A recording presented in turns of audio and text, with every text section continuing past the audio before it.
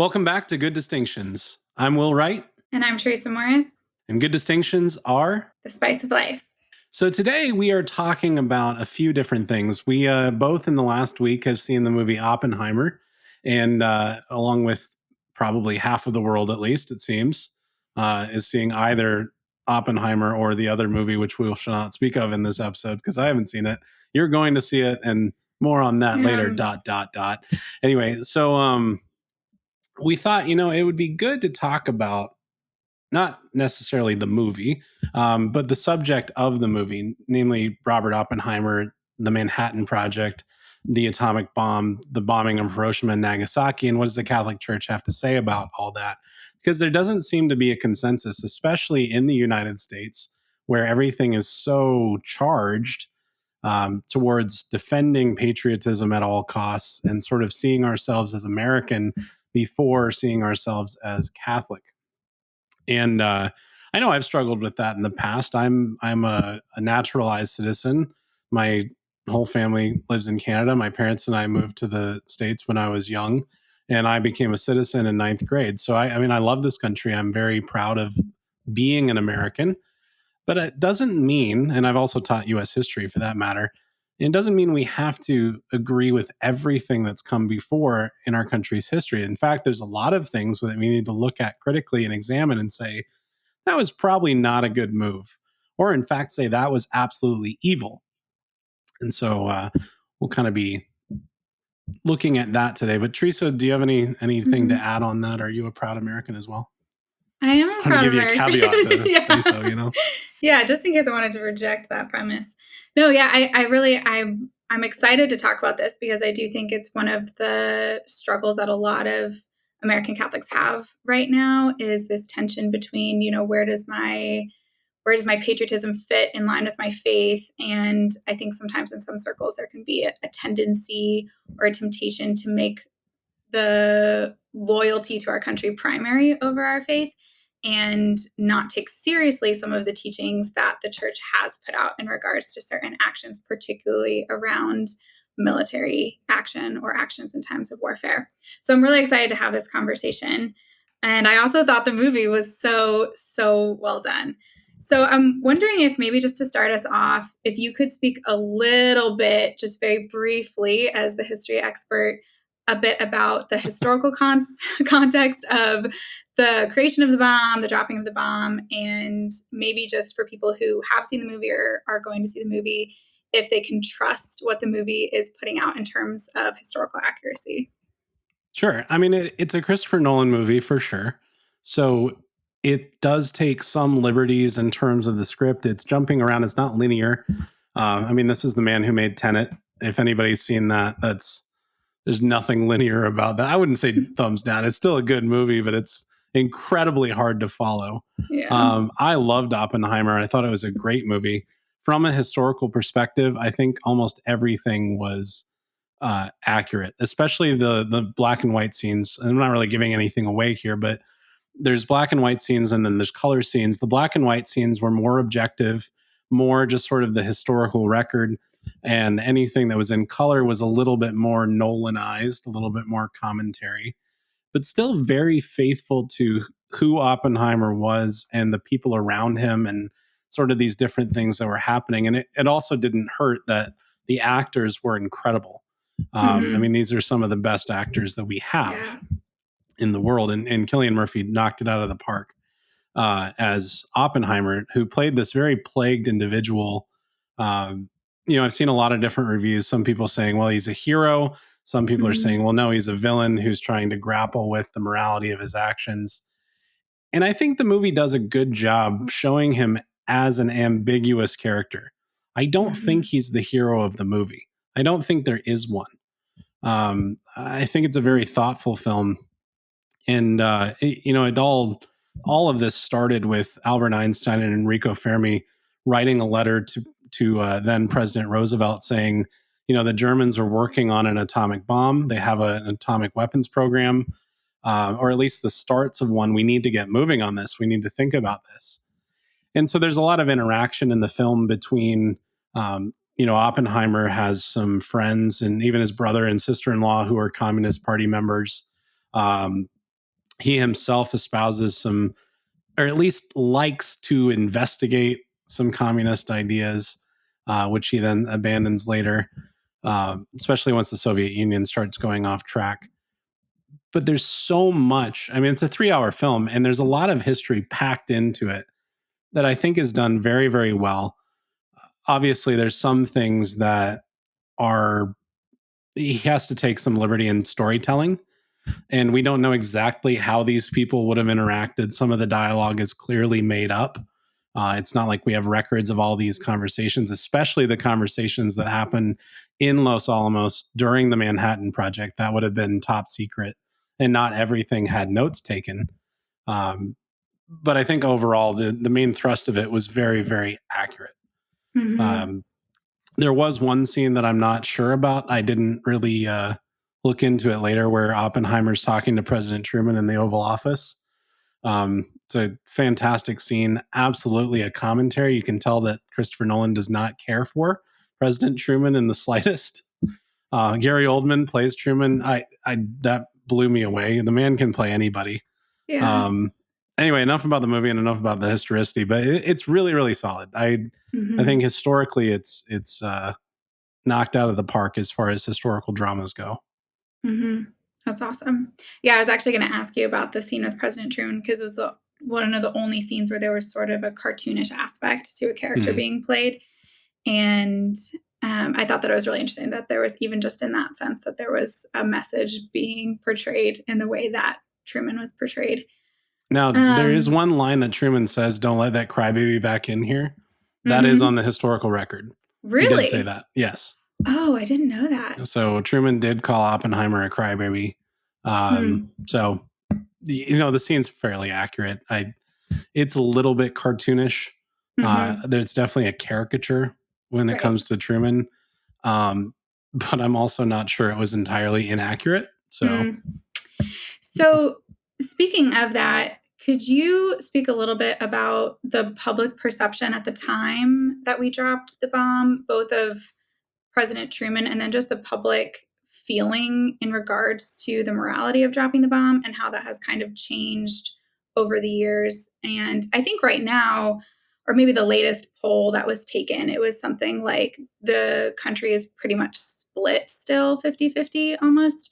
But could you talk a little bit about how people felt about Truman at the time and his decision and how that may have changed since then? well, I think it's important to remember that Roosevelt was president for 4 terms before his death. That's why we have term limits now, is because of Roosevelt. But and Roosevelt was kind of a socialist in a sense. Um, I'm sure there's historians that are going to come after me for saying that, but it is what it is. He was flirting with fascism quite a bit early on. He was definitely in favor of some socialist ideas when it came to the New Deal, and so over the course of the presidency, he was very, very popular. And the way that he handled the war effort, the American public was absolutely on his side, especially after the bombing of Pearl Harbor. After the attack on Pearl Harbor, the American people were fully invested in the war. Before that, they were very against getting into the war in Europe. So they didn't see the European conflict as an American conflict. And in fact, there was a lot of anti Semitism in the United States. And so there was sort of an ambiguity as to whether Hitler actually needed to be stopped, and even there were some of those who were German in the United States supporting Germany, because remember, we didn't know about the Holocaust until well into the war. It wasn't actually until really until the Americans and the British and the Soviets discovered the camps and the people in the camps that we really got the full picture on what was going on. There was some Mm-hmm. rumblings in Germany, but Germany wasn't exactly talking to us. Right. Um, so we have to kind of keep that in mind too, that it wasn't this clear cut good versus evil sort of Mm-hmm. conflict that we see now. I mean, the reason that Raiders of the Lost Ark was so popular, for example, is because the Nazis are the bad guys. This is my Mm-hmm. theory of Indiana Jones, by the way. Temple of Doom was okay. Last Crusade, great. Why? Nazis as bad guys. The fourth Mm. one was terrible. Why? Because the Nazis were in it. It was Soviets. Who cares about that? Whatever. And I'm not even watching Dial of Destiny because of what they did in the fourth It one. was so bad. Yeah. Anyway, aliens. Gotta be aliens. This is Anyway, the movie episode. so irritating. What was I saying? Anyway, so once Pearl Harbor was attacked, the American public were galvanized into joining the war effort, not in Europe, but against Japan, which is interesting because at the time, Hawaii wasn't a state, it was still a territory. But because it was an American base that was attacked, it was an attack on US soil. And so the American public were galvanized by it. FDR gives a speech the next day saying this is a day that will live in infamy, December 7th, 1942. December 8th, he gives this talk, and Congress is asked by him to declare war against Japan. They do that. A couple days later, Nazi Germany and Italy, fascist Italy, declare war on the United States, and we're entered into a two-front war. Well, when we're at war with Japan, we're we're decimating them. Huge American casualties, to be sure, but we are winning the tug of war. And it Mhm. is very much like a tug of war because very early on at the Battle of Midway, the US had cracked the Japanese naval code, the secret code, in about 6 months. So we enter the war. They'd already cracked the Japanese naval code, which, by the way, the German code. There's a movie about that as well. That's pretty good. Imitation Game with Benedict Cumberbatch, Mm-hmm. talking about cracking the Enigma code. That took years. We cracked the Japanese naval code in 6 months, and we didn't Mm. let them know. And so we knew they were going for Midway, and so we went there first, ambushed them, had a decisive victory, and then sort of went down towards the islands just north of Australia because Australia was a ally of ours, and Mm. then just sort of worked our way up on this island hopping campaign towards the Japanese mainland. All along the way, there's now, I mean, you think about the war happening in two places at once.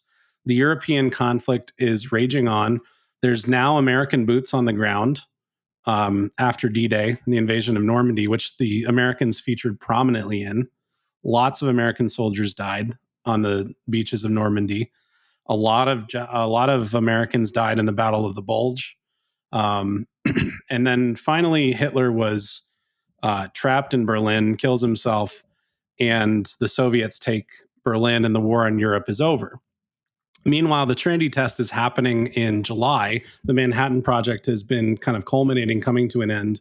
And at the same time, the Potsdam Conference is about to happen. There was an earlier conference called the Yalta Conference, which had Winston Churchill and Harry Truman, and because Roosevelt died in office of polio, and Stalin. And then in the Potsdam Conference in July of that year, trying to determine, okay, what is Europe going to look like after the war, which was a huge deal because the Treaty of Versailles that ended World War One, in a lot of ways, led to World War Two. I'm not going to go into that, but it was a mess. So they really wanted to get it right. And then they also wanted to see what would it look like when the Japanese surrender. What would happen afterwards? How would power be distributed? And at the Potsdam Conference, especially, it was what's going to happen to Germany, what's going to happen to Berlin. And at that conference at Potsdam, Clement Attlee had become Prime Minister of Britain. Winston Churchill was voted out, and so you have Stalin, Truman, and Clement Attlee, and they're all speaking in Potsdam, Germany. And Truman has just learned that the Trinity test was a success. And Mm. so basically, he goes up to Stalin while he's at this conference and doesn't tell him what he has, but he says, kind of like, hey, wait and see what we have, buddy. Mm. We got something that's going to blow your socks off. And pardon the pun. And Stalin uh, basically insinuates that they should use it against Japan. Well, he has no idea what they have. Mm. Truman does know, and he says, maybe we Yeah. will. So it's kind of this idea of like Stalin being the strongman type, and then Truman Mm. also trying to reciprocate that steelman, that strongman image. Mm-hmm. Um, so all of that to say, it's now summer of 1945, we've taken Iwo Jima and Okinawa, so which means that we're close enough for our new bombers to reach the Japanese mainland and come back. Because that was the big issue. We were far enough Mm, away. We could yeah. get the bombers to Japan, but we couldn't get them back. We couldn't get enough Yeah. fuel. So now we're close enough that we can actually carry out bombing runs on the Japanese mainland. And we have two bombs, a uranium bomb and a plutonium bomb, ready to go. And so Truman knows all this. They have several meetings, one of which is in the movie Oppenheimer with the Secretary of War, where they're talking about what is to be done. Well, as far as the American public are concerned, they are completely weary of the war. All of the men basically have gone to fight in Europe or in Asia, and many of them have died. And so there's families without fathers, there's families without sons. Um, a lot of women as well were not necessarily killed, but are part of this war effort. They're weary. They want to come back home. Those who are Mhm. left at home are involved in industry and working very hard to support the war effort. Everybody's tired. The last Mhm. thing they want is an extended campaign in Japan. Mhm. And so, what was being put forward in the media and in the public conversation was, well, the only way we're going to take Japan is if we, because remember, the American public doesn't know about the bombs. They Right. have no idea. The only people that know are Truman, his cabinet, and the Manhattan Project. Mhm. So it's a very small amount of people making a huge momentous decision. So the Mhm. American public are basically thinking, okay, well, the Japanese people aren't going to um, surrender because they're emperor worshippers. It's a totally different culture. They're going to fight to the last man. They know about how the Japanese fought in Iwo Jima and Okinawa and the other islands. I mean, they were ruthless. They would rather commit suicide than be taken prisoner. And unfortunately, every single village along the way, they would convince them to commit suicide rather than be taken prisoner by the Americans, because they would tell them these horrible stories about how the Americans treat their prisoners, which is, of Mhm. course, completely untrue. The Right. Japanese were actually horrendous to their prisoners. Just ask the Chinese. Um, Mm. as the Mm. Chinese and the Japanese had been fighting for years before in the Sino-Japanese War, before America entered World War II. So there's a lot of things happening, and Mhm. the American public are seeing this idea of a campaign of the mainland. They know it's millions of Japanese versus the American soldiers, and they didn't doubt the resolve of the American military. They didn't think that the American military couldn't win. They just thought it would be thousands, tens of thousands, hundreds of thousands, maybe even millions of lives lost on both sides. And so the idea was, in terms of Truman and his cabinet, if we drop the atomic bomb and show the power of what we have, and not only that, but drop another one a few days later, just to show them that we can keep doing this indefinitely, which of course is not true. We only had two bombs, but nobody knew that. Yeah. Um, then they will certainly surrender. In retrospect, there's a lot of historical issues with that argumentation. Even philosophically, there's a lot of issues with that argumentation. I'm sure we're going to get into that today. Mhm. But historically, anyway, just to answer the main question here, the American people didn't have a lot of information, but what they did know is they wanted the war to be over. Mhm. And when Mhm. it comes to war, especially in the modern world, you have to have the public behind you. This is Mhm. why Roosevelt wanted to get into the war in Europe, but he couldn't. And Mhm. so he knew the only way to do that was to have the American people on his side, which opens up a whole other can of worms about how much did Roosevelt know about Pearl Harbor before it happened, and what did he let happen. Mhm. I think there's a lot of evidence to suggest that he knew the attack was coming and he let it happen. Because there's three different levels. You can either know about it and make it happen. That would be like an intentional, um, making the actual thing take place. The second level would be knowing about it and then letting it happen, sort of just stepping back and letting the horrible thing take place, or not knowing about it and it happens and then you Mhm. respond to it. Um, Mhm. my personal opinion is that Roosevelt was in that middle position. He knew a lot more than he let on, and was Mhm. allowing that to give us that entrance into the war. And Mm-hmm. unfortunately, we've seen a lot of that in US history with different sort of things happening, and then us entering the war, like the sinking of the British ship Lusitania, or the USS Maine being destroyed, and us entering the Spanish American War. Mm-hmm. So there's a little bit of precedent for that. Hmm. Um, but anyway, as far as Japan goes, we were ready to stop fighting. Mm-hmm. Nobody wanted to invade the mainland, even the small islands of Iwo Jima and Okinawa, especially Iwo Jima. Iwo Jima is like 2.5 miles across. I mean, it's a fairly Mm-hmm. small island. Right. And that monument that's in DC of the soldiers raising the flag, on Iwo Jima Hill, that's from Iwo Jima. It's this Mm-hmm. very, very mountainous island, and it took them days to get up the mountain because of how hard the Japanese were fighting. Mm-hmm. And they also don't fight fair. I Yeah. mean, they hid on the island, and the Americans bombarded before they entered, and they thought they had taken everyone out because they got onto the beaches. There was nobody firing on them. And it wasn't until they got into a kill zone that the Japanese actually popped out and started killing American soldiers. Mm-hmm. So, and not only that, when they knew that they were going to lose, they would carry out bonsai attacks where they would take bayonets and grenades and swords and knives and just charge, and take out as many with them as they could. Mm-hmm. Or the kamikaze fighters, kamikaze meaning divine wind. So they believed that they were, serving the emperor when they did this, where they would fly their ships directly into planes and make them into missiles. So Mm-hmm. this was the enemy we were fighting. And so, as far as the American public were concerned, the idea of invading the Japanese mainland was just horrific to even think about, Mm-hmm. because we knew what we were up against. Right. Which I think is one of the common arguments that I hear, or just one of the narratives that comes up in discussing the morality of using the atomic bomb is, well, we can't even imagine what it would be like to be part of a war like that, that's not part of our modern experience as Americans, or we can't imagine, what we would do if we were President Truman. And I think that's fair to say that, we don't have the experience of being in such an intense war the way that the American people were back then. And we don't, none of us have the experience of being president and having a decision like that put on our shoulders. But that doesn't excuse us from being able to make a claim about the morality of what was done. So we can have Mhm. empathy for the circumstances of the time and the people who were making those decisions, but it doesn't mean that we shouldn't still make a claim. And it doesn't mean that we're not capable of making a claim about the morality of the decisions that were made.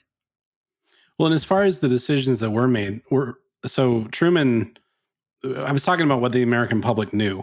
Well, let's look at what Mm-hmm. Truman knew. Truman's the president of Mm-hmm. the United States. He has a Security Council that is advising him. He has the Manhattan Project that it's advising him. He has his cabinet, and they're giving him all of the best information. And the historical record shows that they only considered two options in the end. Mm-hmm. One was to go all out and drop both bombs on, um, basically war effort cities. So Mm-hmm. these were industrialized cities with factories that supported the war effort, or a full blown invasion of the Japanese mainland. Mm-hmm.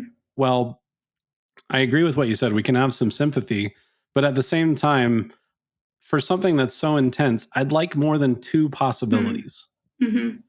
especially when those are the two possibilities. I feel like there's Mm-hmm. got to be some other options. Like for one of them, for one thing, if I was Truman, I would have said, is there a way I can drop one of these bombs where its devastating effects are shown to the Japanese officials who make decisions without the tremendous loss of life? Mm-hmm. Um, and without even getting into the moral implications of targeting who they targeted, which I know we'll talk Right. about later. But there has to be a way. There's plenty of spaces where, they could have even invited through diplomatic channels the Japanese to witness the power of a nuclear explosion from a safe Mm-hmm. distance, even, and say, you want to be at least 20 miles away, Right. but just wait and see. And then when you go and check it out, you want to wear this type of equipment, Mm-hmm. because it's going Right. to leave some radiation. I mean, that would just, I think psychologically, that might actually do more than what happened at Hiroshima and Nagasaki. Yes, there's the terrible loss of life, but they could see it. It was tangible, which was the argument, right? Is we want to go Right, full out. We right. want to show them the full effects. But at the same time, leaving it up to their imagination to say, if this is what happened to this location, and you can have some before and after pictures, imagine what this would do to a human body or a building, especially all Right. the wood buildings that were in Hiroshima and Nagasaki. Yeah. Yeah, to be able to think about the implications, which is now it's one of the things that it was put into the Geneva Conventions is that if you are going to bomb any specific area of enemy territory, that you give a heads up and that you give them the ability to clear their civilians out ahead of time. And so even that idea, if you're going to use something so new and so extreme, that you would probably want a way to display power and display effects and let people balance the implications of what that could do to your country and to your people before actually going ahead and doing it. Well, and one of the things they said in Oppenheimer that I loved was that we're not creating a new weapon, we're creating a new world. Yeah. I mean that's dead right. This is a new way to approach warfare. Now, unfortunately, Oppenheimer's argument that was once we see the full effects of this bomb, warfare as we know it will cease. And of course, we know from history that's not Yeah. true. That didn't Yeah. happen. And it's still absolutely horrendous. And the mere fact, for example, that meanwhile Vladimir Putin is saying that he's willing to use tactical nukes in Ukraine is just shows how psychopathic this man is. Mhm. Because not only do we have the full effects of Hiroshima and Nagasaki, and we can go there, and we can even see today, like the outline of people in shadows on Yeah. steps and on walls because they were Yeah. vaporized. Mhm.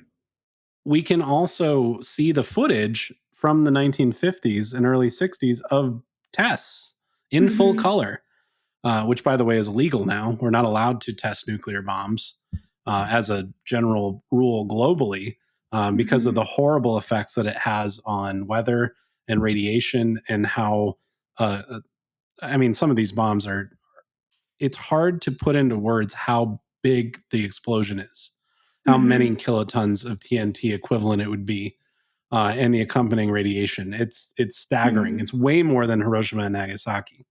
Mhm. Um, even the largest bomb ever detonated by the Russians, the Tsar Bomba, is something to the tune of at least 3 or 4 powers of magnitude bigger than the Mm. atomic bomb. I mean, Jeez. it's just Yeah. unthinkable.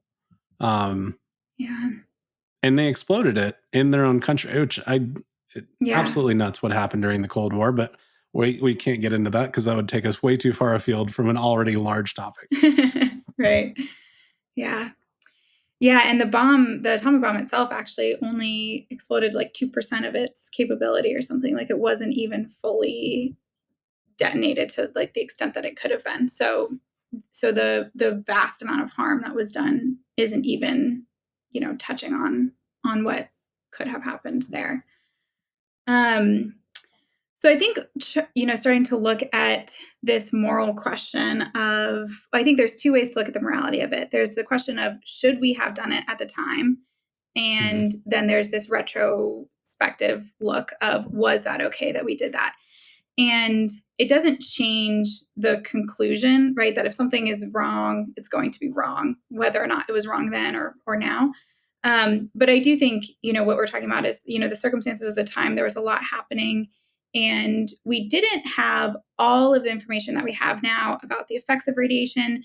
We could not have anticipated certain things like the amount of prejudice that happened in Japan, that people who were exposed to the radiation were really shunned by the Japanese people, and that there was a lot of discrimination that occurred because of the people who were exposed to the radiation. So there are all those, social effects and medical effects that have happened since then that we didn't really understand.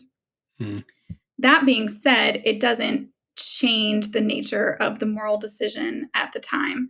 So I think maybe starting to go into that conversation about how should we look at this decision and there's a philosophical view of this that we can talk about. And then there's also the viewpoint of the Catholic Church, because the Catholic Church has come out and made statements about this many times over. So there are a lot of famous Catholics who have made statements about this. Venerable Fulton Sheen called this our national sin. But the church itself, from the position of the Vatican, has also made some statements. And I think that those are really important to look at, especially when we're trying to reach a place of clarity of, as American Catholics in particular, how are we supposed to view this? And we're always supposed to give primacy to what the church says over any other loyalty that we have.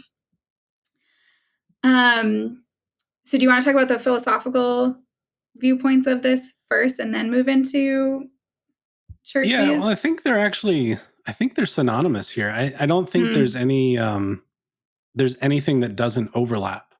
Mm. Uh, I mean, in terms of the philosophy and the moral theology, it boils down to like everything that's been written officially through the Vatican channels, magisterial texts, boils down to two principles, namely that non-combatants may never be intentionally and directly targeted, and that proportionality must be met.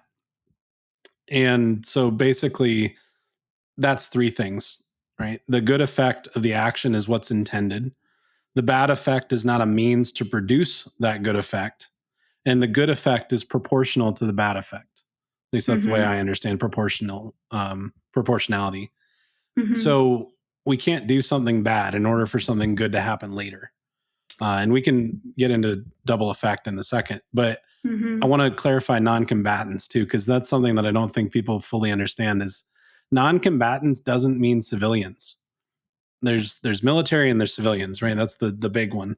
Well, within the military, there's combatants and non-combatants. Combatants would Mm-hmm. be the guys with guns who are actually fighting the war, the people in the planes who are dropping the bombs, the people who are carrying out um, actual, you know, um, targeting and attacking and these sorts of things, or even defending.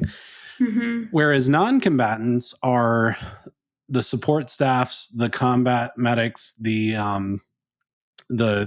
drivers, even of some in some situations, like of ambulance drivers or medics in general, chaplains, people working in factories, people who are engineers. Uh, there's so many different jobs. I mean, especially Mm-hmm. when it comes to something so big as the Pacific Theater or the European Theater, you're talking about bringing an entire city with you, Mm-hmm. logistically, in terms of supply and these sorts of things.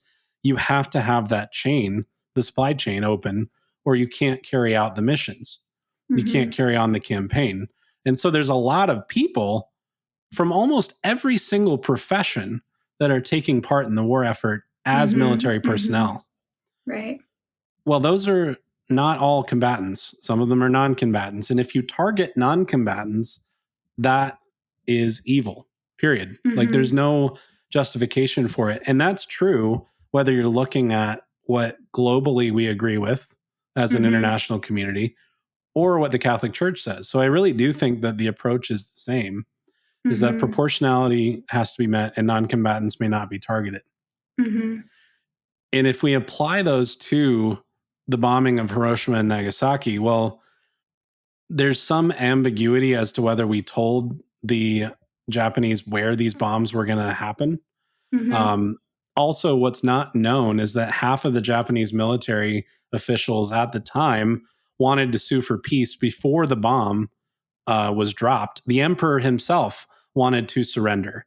This is Mm-hmm. something that not many people know about. I'm positive that Truman knew about it and decided not to act on it Mm-hmm. because the other half of the Japanese officials wanted to keep fighting the war. Well, the other half of the Japanese officials were trying to commit a coup against the emperor and kill his family and him. So this was not a cut and dry thing in retrospect. Now, of course, the American Mm-hmm. people didn't know that. Most of the Japanese people didn't know that. It was a shock to them because after the bombs were dropped, the emperor, who never spoke in public, got on the radio to announce. I mean, talk about a power move. The emperor speaks on the radio to the Japanese public saying, "We're surrendering." And that Mm-hmm. was that. I mean, the other Yeah. officials who were trying to carry out the coup were put to rest. But Truman, I'm sure, knew this. And so he's targeting Hiroshima and Nagasaki because they're supporting the war effort. Well, there's no combatants in Hiroshima and Nagasaki. It's all non-combatants or civilians. Mm-hmm. And they said that they were going to target the factories. Well, they didn't. They dropped the bomb right on their houses. Mm-hmm. So, I mean, talk about going from bad to worse. This is absolutely clear that that non-combatants are being targeted. And then, as far as proportionality, the good effect is that the war ended, but the bad effect is that you're targeting non-combatants and committing horrific murder on a large scale, because it is Mm-hmm. murder. I mean, it's the intentional killing of innocent human people. And this is where we run into some problems with some uber patriotic Americans saying, well, no, every single Japanese person was part of the war effort. None of them were innocent. So I want you to talk Yeah. on that for a moment. Yeah. Yeah. I think that response, that the idea that, a 5-year-old Japanese boy deserved to die because there was some type of positive effect that would come out of that, is quite frankly a ridiculous claim to make. And there's no way to justify that through this idea of proportionality. And it's a very consequentialist viewpoint to say that here's this good effect that we're trying to get to, which is a great goal. I think everyone wanted to have the Yeah. war end. We've talked about this, that we were done with this. We didn't want more people to die. We wanted to save as many American lives as possible. Those are great goals, and those are great goals to actively pursue. But if we are pursuing an end goal at all costs, we have to be extremely cautious of that mentality, because it means that we can justify any action in order to get to the good effect that we are seeking, and we can't do that. So, one of the ways that I try to help my students understand that idea, as we have worked through it in various classes, is if we're taking this overall argument of, well, so many more lives would be lost, and we this was really beneficial because we ended the war early and we didn't have to lose more lives. If we proposed a solution that said the exact same number of Japanese people would die, but they were shot individually, would you still be okay with that? And Mhm. typically the answer is no. And it's like, well, the result is the same. So if we have hesitation to saying, well, we're going to shoot people individually, the exact same number of people die, and some of them probably die in a more humane way by just being shot in the head than the horrific way some people died. Slowly over the course of 4 days, the death toll rose drastically. That there are all these stories of people who are like holding their eyeballs in their hands, and just people died horrific deaths after the initial instantaneous death of so many Japanese civilians. But if we said, we were going to individually kill the exact same number of people in order to get to this end goal of ending the war, would we still be okay with that? And people typically say no. And so that kind of highlights this point of, we cannot justify an evil action in order to get to a good effect. And just because it was like more instantaneous doesn't make it okay at all. So I think for me, from my perspective, it's this really hyper view of consequentialism that we're using to justify this action. And we have to really be very intentional about drawing a super clear distinction between, yes, we can legitimately and justly pursue good effects like the end of a war and the saving of lives. But if the way that we get there is through the intentional murder of innocent lives, and even through, just this terror, and yeah, I think it was a terrorist move that we're trying to instill that in a country, we can't justify that. And it doesn't matter if an 8-year-old Japanese girl was very loyal to her country. She's not really going to pose a threat to an American soldier. So I think that we have to be really clear in not condoning that line of argument. Well, we also need to keep in mind that patriotism is a is a sub virtue of piety, which is a sub virtue of justice. And so, if these people are being patriotic to Japan and supporting the war effort and supporting their emperor and supporting their culture and their family, and who of us wouldn't do the same? Mhm. I Mhm. think it's absurd to say that, because really what it boils down to is that Japanese lives mean less than American lives. Right. And I just never can get on board with that line of Mhm. thinking. But I really do think that's what it boils down to. Or that 200,000 or more Japanese lives um, is somehow less horrible than 2 million lives of American and Japanese loss, which would have resulted from invading the mainland. Again, I'm not Mhm. in favor of invading the Japanese mainland. I don't think there Mhm. was any reason to do it. Hmm. Um, I think we could have carried out a blockade. They weren't coming back. This is the thing: is as at the Battle of the Philippine Sea, we pretty much decimated their navy. They had no more navy. They had some planes left on the Japanese mainland, but we can take out Zero fighters without a huge problem. And if we put our aircraft carriers far enough away from the Japanese mainland, they're not going to be able to reach them.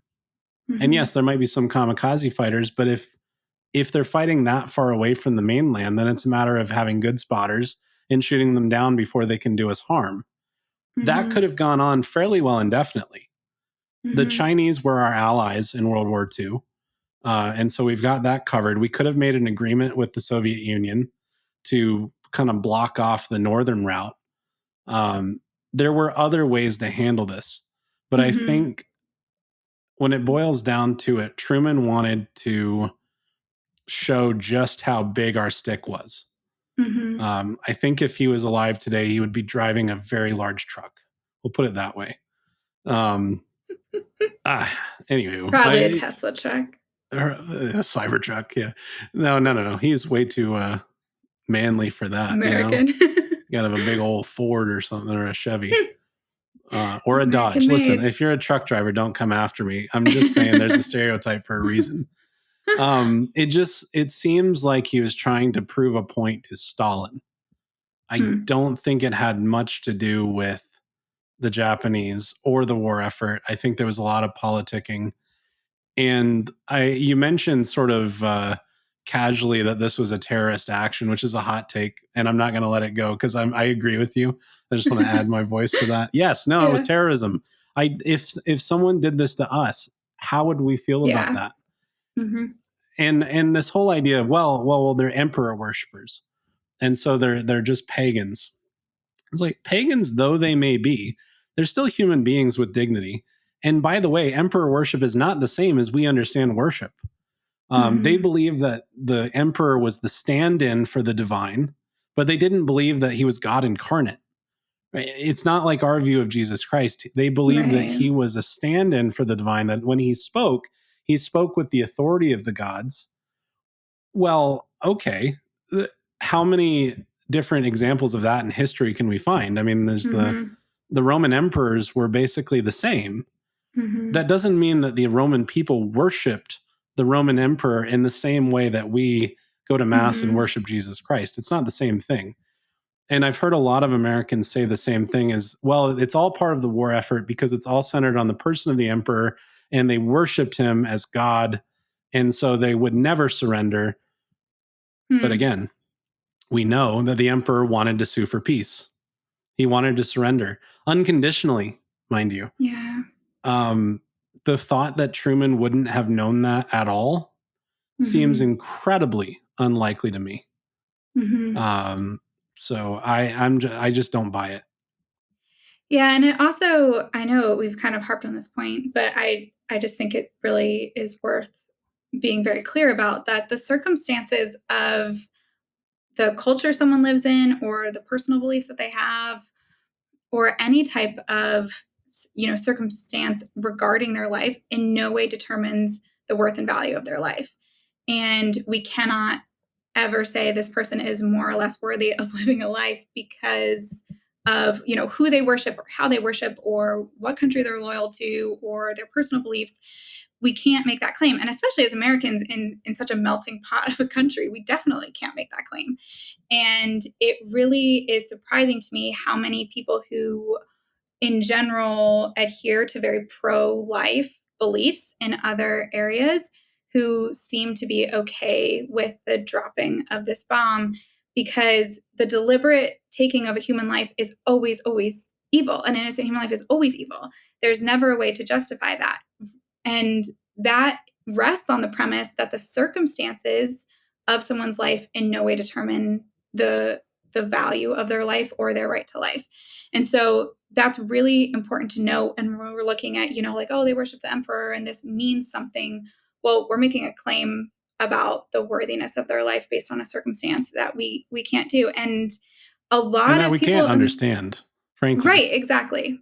Exactly. And a lot of people in the world feel that way about Americans and our patriotism and the way that we exist in the world. And they think that Americans, because of how we have engaged in certain wars or whatever, deserve to die. And we also would disagree with that. And so we can't pick and choose when we use this norm, which is that all human beings have an inherent right to life, and it is always wrong to take innocent human life. So just because it was a highly charged situation doesn't justify it at all.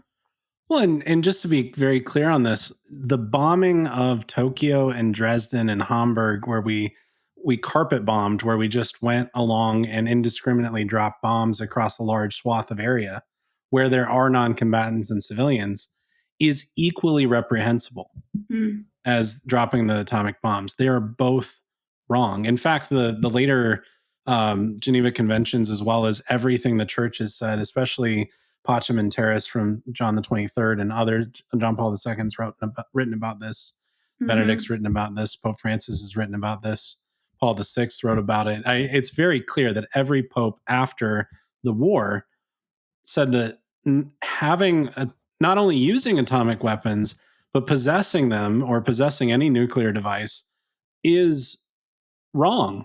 Mm-hmm. Now, that's very difficult, and we can get into that in a minute. But I want to make another point here is like, even though carpet bombing of Tokyo and Dresden and Hamburg is just as reprehensible as atomic weaponry, that doesn't mean that we can't use big bombs or big Mm-hmm. missiles. Like, I'm thinking of in Syria, Donald Trump dropped the Moab, the mother of all bombs, right? He dropped it on the Syrian cave complex because uh, of something that they did, which crossed a line, which President Obama put a red line in the sand and then moved it back 3 times. And Trump basically just said, well, an American president said this to you, and I'm an American president now, so I'm going to follow through on this. Drop that bomb, which is designed to collapse cave complexes. That's what it's for. It did its job, and all of them died. Well, these are not non combatants. These are Syrian terrorists who are actively killing their own people. Now, I'm not saying that's a good thing or that I relish in that, but that's a very different situation and something that we can talk about the prudence of and all these different things, especially the Mm-hmm. prudence of talking to the Syrian ambassador sitting across from you at the dinner table while you're carrying this out and telling him that we are doing this. Mm-hmm. Trump was a special individual. Anyway, Yeah. um, Still is. but still is. He's a character. Anyway, without getting into politics, we also have abilities today of hypersonic missiles that can target aircraft carriers and in one hit destroy them.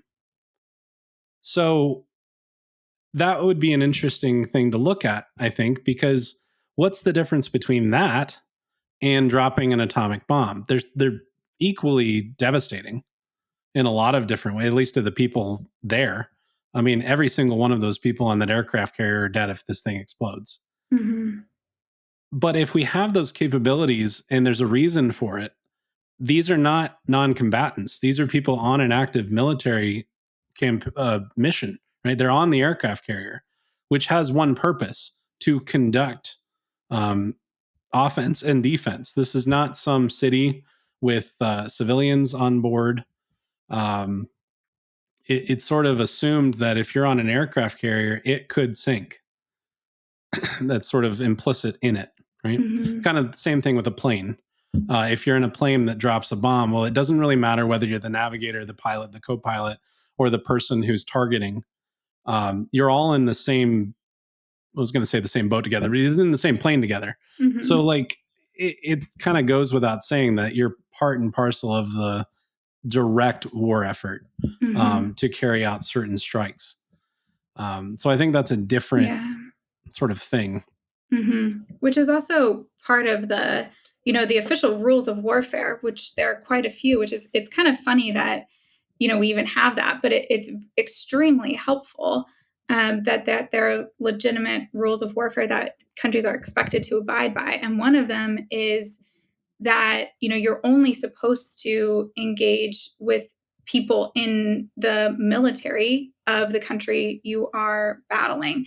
And so that's why it's important that there's insignia, so that it's like I'm wearing a uniform so that someone else knows I have consented to potentially die for my country, right? And that's other person has as well. So we're allowed to fight each other, which then you can get into other situations where it's like that's why the Taliban is so problematic, because they don't wear proper insignia. And so there are issues surrounding that as well. But to go to your point about an aircraft carrier, there's certain ways that we can signal to an enemy that this is a group of people who have consented to the risk of death for the sake of their country. And that allows for much more ethical fighting. And that's, whereas I think, where a important dry to dock note. would not. Like if you're a Right. worker on a dry dock, you're not consenting to die for your country. Exactly. I guess to some extent you are by taking an oath of loyalty and joining the military, but it's not the same. Yeah. So there's I levels. think we have to keep in mind that non-combatants can't be intentionally targeted, and proportionality has to be met. I mean, please, people listening, don't take from this that I'm in favor of indiscriminately hypersonic missiling aircraft carriers if we go to war. It would depend on the circumstances. As like when I was I was an economics major for 2 years in UNC, and my professors always would say, well, it depends. That was their favorite answer to everything. And I think in political science, economics, and warfare, it depends comes up a lot. But sometimes it is not. And I think using atomic weapons, nuclear weapons, and carpet bombing indiscriminately, killing non-combatants and civilians, that we can just say with certainty that in every circumstance that's wrong. Yeah. And I think, in Gaudium et Spes talks about this, and it says that nuclear weapons exceeds the limits of legitimate defense. And that term is something that people try to interpret in order to actually justify the use of weapons of mass destruction. And I think it's worth noting that the concept of a just war and just war theory has evolved over time. So when St. Augustine was working with this idea, or Thomas Aquinas was working with this idea, they could not have anticipated the capacity that we have to destroy entire countries that we do now. And one of the things that's often talked about is this concept of like self-defense. And so this term defense was used in Gaudium et Spes, and people have said, well, they didn't really know what they were talking about because they're using this term defense. And it's important to note that when we're talking about these in terms of defense or in terms of aggression, the church has the same standpoint, which is that we just shouldn't be using them at all. And we actually shouldn't even be having them at all. And some people say, well, war is only ethical, or engaging in war tactics is only ethical in active self-defense. And that's also a bit of a misinterpretation as well, that we can be responsive without actually directly responding to a current aggressor. So for example, like we can engage in warfare and we can attack a country in order to like take back stolen land, right? That's not, you're not acting in self-defense in that moment, right? No one's actually attacking you and we're responding, but it's a responsive idea, and that is ethical. So just to kind of note that there's a lot of distinctions and a lot of nuance in these terms, and people who try to like freely interpret just war theory, or try to interpret it incorrectly, or try to say that the church doesn't know what she's talking about. The church very much knows what she's talking about, and has put a lot of thought into this consistently over and over and over, and consistently says that these weapons, even the possession of these weapons, is exceeding the limits of what is a legitimate, justified defense and protection of a country. So, if you want to talk a little bit about the difference between using versus even owning, because some people are, I think most people are actually very surprised at the church's stance on that particular issue. Yeah, I mean it's I think it's the fruit of reflection and contemplation over the last decades, especially the Cold War and things like the Cuban Missile Crisis and a few other nuclear conflicts that we have. It's it was an arms race after World War II between the Soviet Union and the United States. Absolutely. Some other countries became nuclear powers along the way. There's only a handful. But the amount of nuclear arms that we have is in the hundreds, if not thousands. I can't keep track because they keep going up and down depending on who's president and what the policies Mm. are. Because there's nuclear warheads, and then there's missiles that Mm-hmm. the nuclear warheads go on. And so, how many of those are ready to go right now? I don't know. I'm not in the military. I don't have security clearance, and I wouldn't be talking about it anyway, even if I did. You'd be kicked out. Exactly. I'd lose my security clearance. But I it it's so many, and one of these can destroy an entire city. Um, when you look at it and you say, okay, well, in 1945, when we dropped the bombs on Hiroshima and Nagasaki, we did not have any more. Right? We were enriching plutonium and uranium. They were working on the H bomb project in um, the 1950s, which are super bombs. I mean, they're huge. The way they explained it in Oppenheimer, I think, was great. That even my Mm-hmm. non Mm-hmm. physics mind could Yeah. apprehend it. Is Mm-hmm. that basically it's hydrogen, it's heavy water that's being ignited by the nuclear explosion to make the impact even larger. Mm-hmm. Well, these super bombs, I mean, imagine the devastating effect it would have on land, which, by the way, if these things aren't detonated properly, it could cause cataclysms that the world has never seen. The reason that we don't explode like Oppenheimer says this in the movie, where he says, don't explode it too high in the air, or it won't have the effect on the land that you want it to. And then he's basically told, like, you made the bomb, let us handle actually using it. Mm-hmm. Mm-hmm. But what didn't come up in the movie, which I bring up in class, is if the bomb is exploded on the ground, all of that dirt has to go somewhere. Mm-hmm. Mm-hmm. And so it's going to go straight up into the air. Well, what happens if you have all of that particulate creating a giant super cloud that is now going over some other continent? Um, I mean, imagine if you had a few of these going off at the same time. It would cause a global cooling like we've never seen before, because the sun would not be able to get to Earth. Mm-hmm. And so plants would die, crops would fail, people would die in large numbers. I mean, it would be cataclysmic. And Mm-hmm. that's only if a few bombs went off around the world. So merely using them at this point, now that more than one nation has them, is really unthinkable, which was the whole idea of mutually assured destruction, the idea of Mm-hmm. MAD, MAD, right? That if we fire our bombs, you're going to respond in kind and fire your bombs at us. And we don't Mm-hmm. have the capabilities to shoot them down.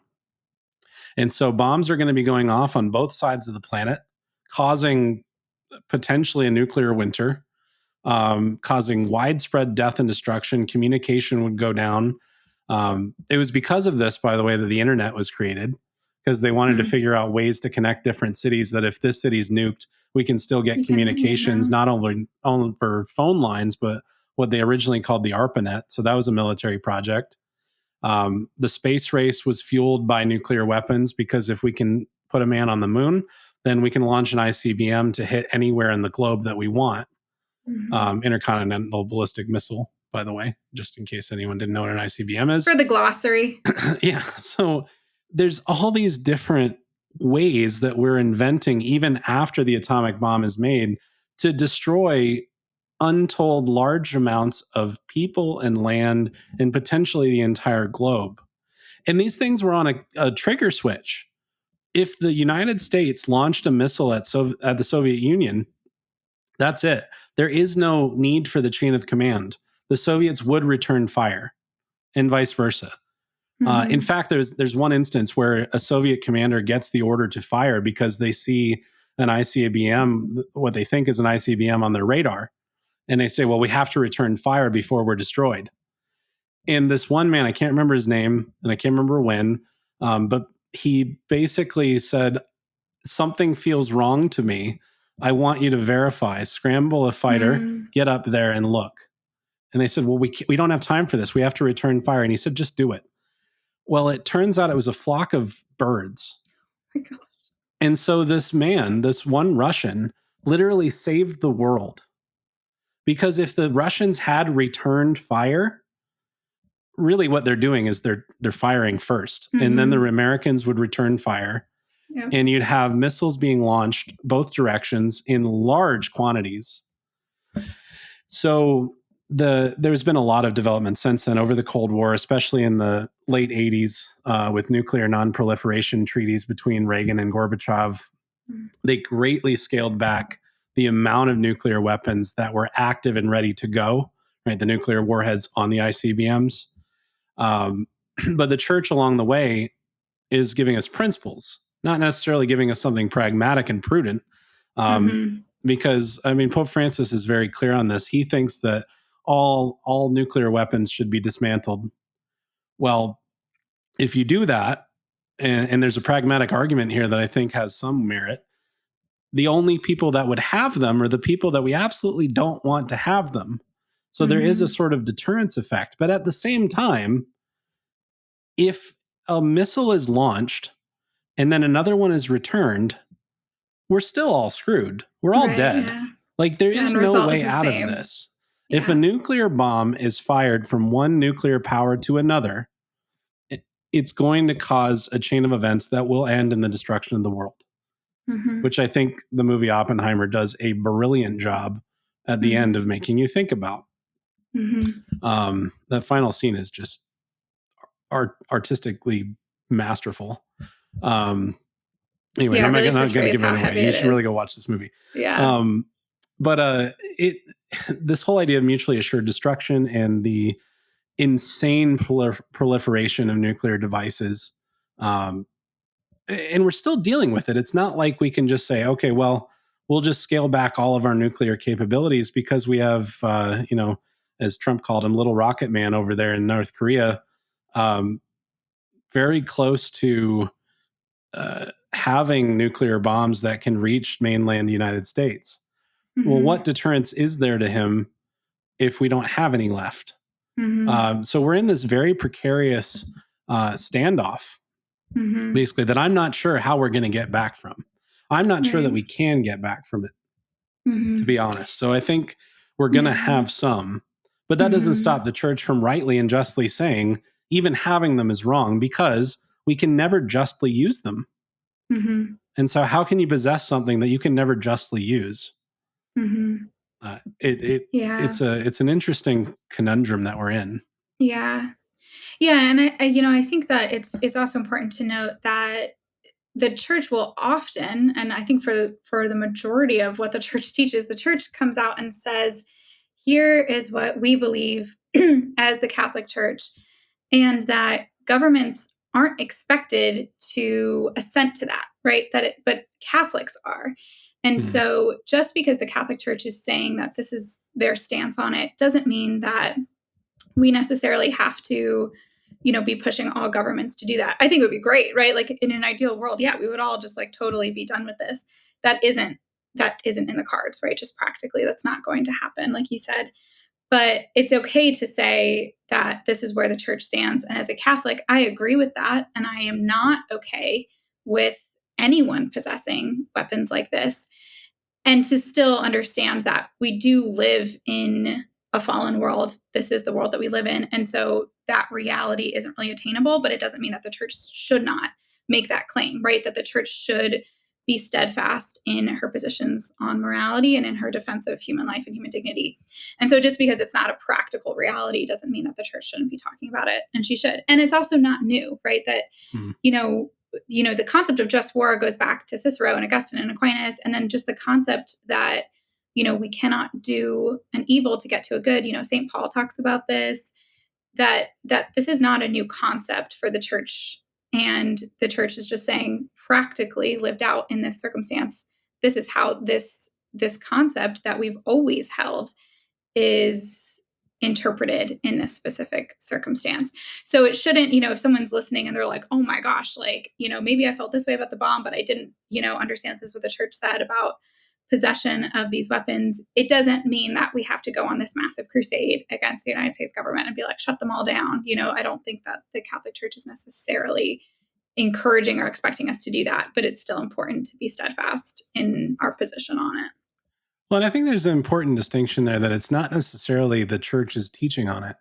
It's there's principles that come to bear that are absolutely being shared by the church, namely non-combatants can be targeted, proportionality should be met.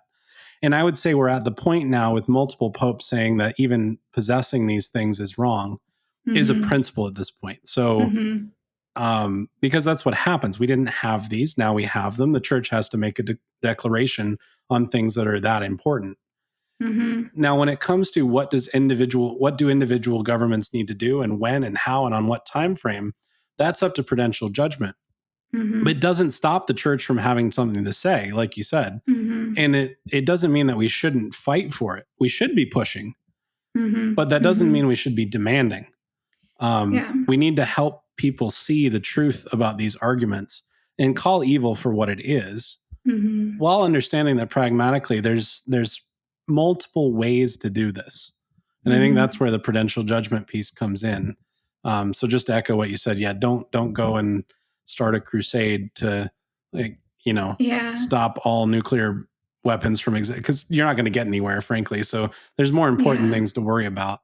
Um, Yeah, and I think part of what I was trying to get at is that I think sometimes people can sometimes learn what the church teaches about a certain topic and feel really paralyzed when they realize they live in a society that isn't upholding certain principles or values. And it's just important to note that every single society is going to have laws that violate certain aspects of what the Catholic Church holds as true. So we can't be paralyzed by that. We can't freak out about it. It's the nature of what it means to be human. And so it doesn't mean that we should also just numb ourselves to it. And it doesn't mean that we shouldn't do anything. But also we don't need to freak out about it, because there are so many things in the United States that are legal that violate what the church believes about the human person and mm, life. So we can't freak out about it. But we also should be able to then say, because there are a lot of prolific Catholics who have publicly said that the use of the atomic bomb in particular was justified and that it was a good decision. There are some very famous people who have said that very publicly.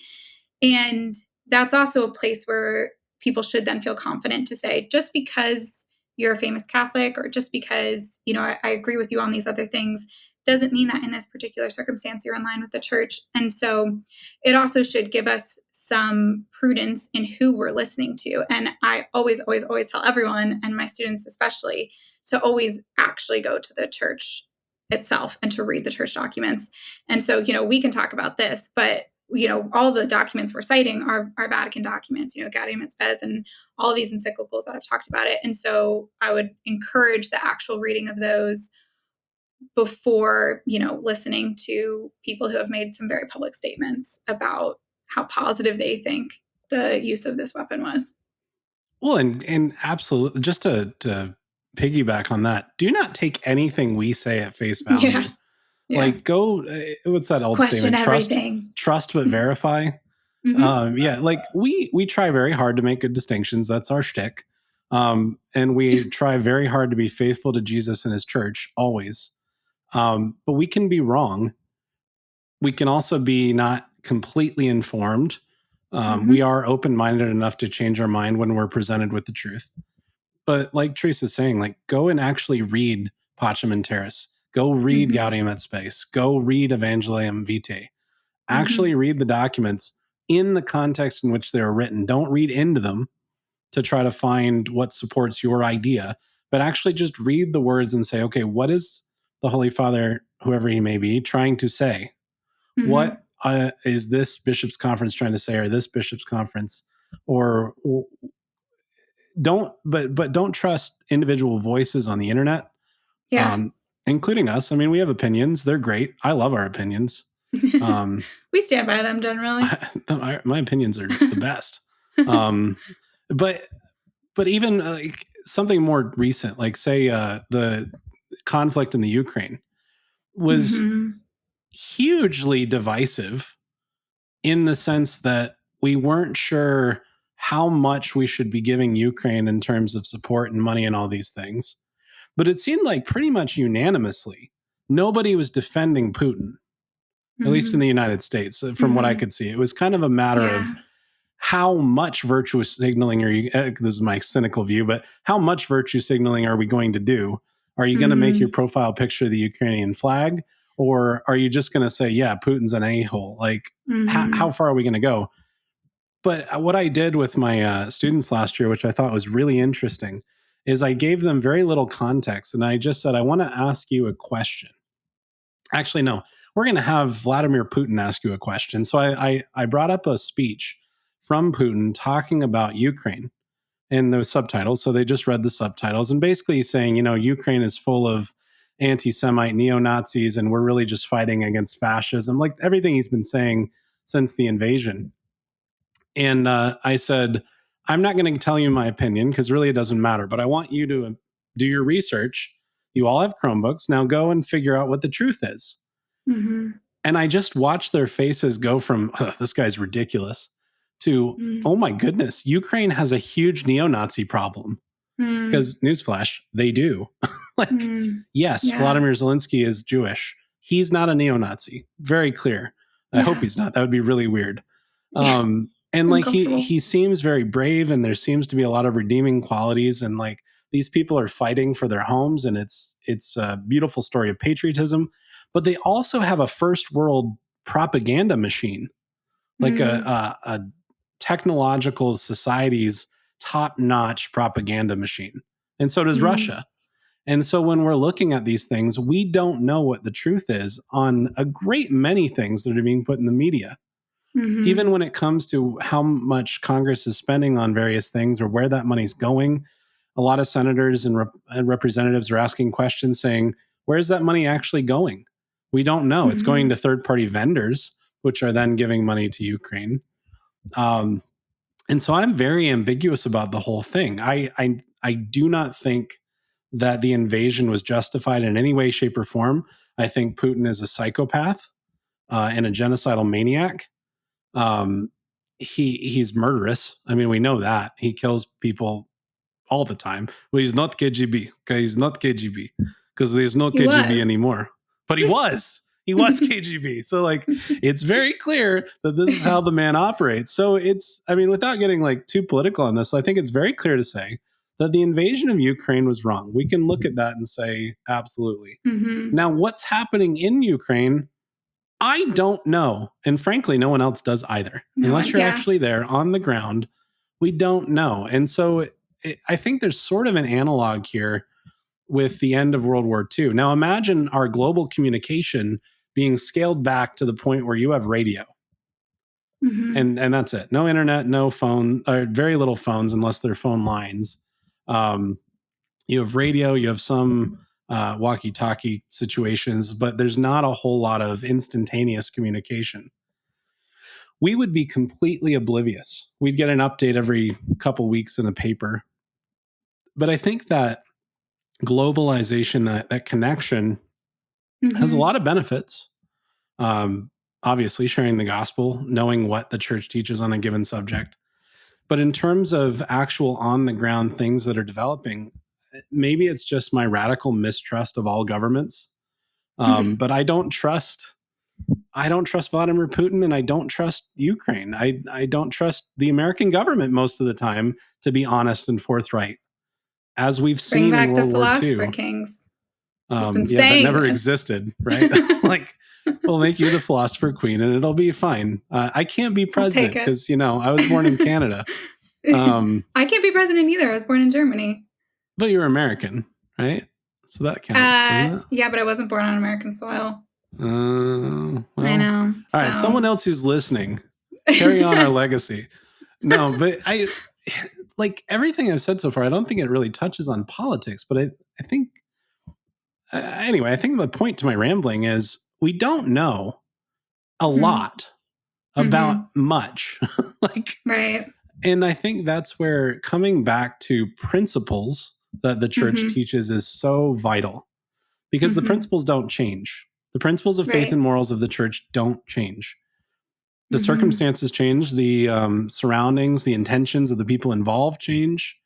But when we're Mhm. talking about objects, like you talked about in episode 2, when it comes to looking at morality, if the object is I'm going to drop a bomb knowing that I'm going to target non combatants, no, Mhm.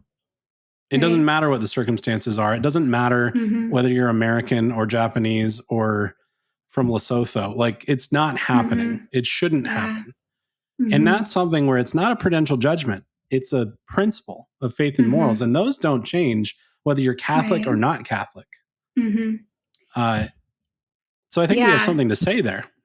The Right. Yeah, Catholic for Church has sure. something to say to the world, which is Mhm. very clearly not in the throes of Christendom anymore. Right. Yeah. But I think it's important, that point, that if you are well rooted in principles and in clear thinking, that you can make good, clear judgments about really important things happening in the world. And I'm thinking of it, what you're saying is making me think about Elizabeth Anscombe is this brilliant British analytical philosopher, a very devout Catholic. And Mhm. in 1956, Oxford University wanted to give President Truman an honorary degree, and she was so against it. And she wrote this letter called Mr. Truman's Degree, where she laid out her reasons why they shouldn't give it to him. And her point, she was using the principle of double effect. And most people look at points 3 and 4 in the principle of double effect to say that the use of this bomb was wrong. So the point of proportionality, and then the final point, which is you can't get to a good effect by using the bad effect to get there. So you can't pass through the bad effect to get to the good effect. So, with the dropping of the bomb, we use the bad effect of the ending of all these lives to get to the good effect of ending the war. And her point was it's never okay because it was inherently wrong, that because it was an act of terrorism, the demand was so strong that it was this Yeah. unequivocal surrender. And so she wrote this brilliant piece, and it's, I think, probably one of her most famous pieces of all the other things Mhm. she wrote, that she kind of just wrote on the fly and presented. And they didn't really listen to her. They still gave him this degree. But I think it goes to your point that if you're well rooted in principles and you spend time really thinking about them and grounding yourself in them, then you will be free and empowered to make good, strong claims about moral decisions. And that should give us, in all of the chaos of our world that can be very tumultuous, and it can be really easy to feel bogged down by, at the very least, the peace that we can find in that is our capacity to understand the morality of what's happening. And that should give us some confidence and freedom. Well, and going back to a lot of what we talked about in episode 3, we might not be right on our perception of the principle. So we always need to have that in the back of our minds is like, okay, I need to be very clear on Mm-hmm. this. I need to think clearly about this principle and make sure that I'm understanding it as the church intends it, because I could be Mm-hmm. completely wrong. And take proportionality, for example. There's an entire group of moral theologians and ethicists who would subscribe to proportionalism, Mm-hmm. which John Paul II spends almost all of Veritatis Splendor to say why they're idiots. I mean, they're wrong. He would never say that. Maybe he would. Anyway, it's no. He would. He very clearly showed how proportionalism is Mm-hmm. incorrect and why. Mm-hmm. Well, what's the difference between proportionality and proportionalism? Not a lot. There's a few ways that they diverge very clearly, but in Mm-hmm. principle, they're using a lot of the same language. And this is the problem Right. with modernism, but it's also a problem, especially with postmodernism, is words don't have the same meanings. A lot of our current issues in culture are a shell game of, well, this word used to mean this, now it means this, now it means whatever I want it to mean. Well, okay, that's very unhelpful. So we need to understand not only what does the church teach, but we need to also purify ourselves Mm-hmm. of these sort of postmodern and modern ideas that are inherent in us because we live in this culture.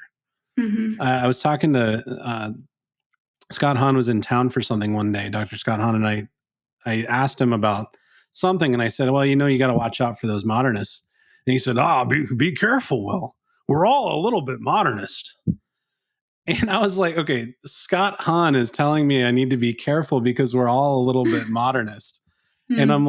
like, that stuck with me, Mm. partially because I look up to Dr. Hahn as a mentor. Mhm. Like I went to Franciscan. He's a fantastic theologian, Yeah. very faithful.